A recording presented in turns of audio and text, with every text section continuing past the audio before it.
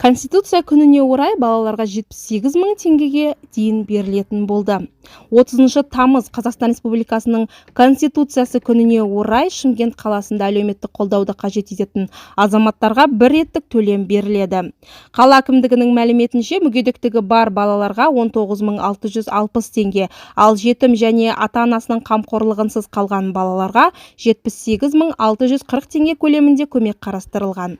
Бұл қолдау шарасы аясында Шымкентте тұратын 8323 ерекше балаға және 673 жетім балаға қаражат аударылады.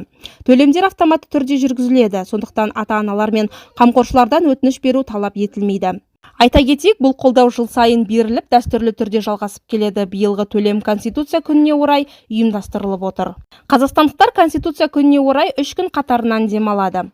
30 тамыз сенбі күні қазақстандықтар Конституция күнін атап өтеді. Мереке сенбіге сәйкес келгендіктен келесі дүйсенбі де демалыс күні болып есептеледі.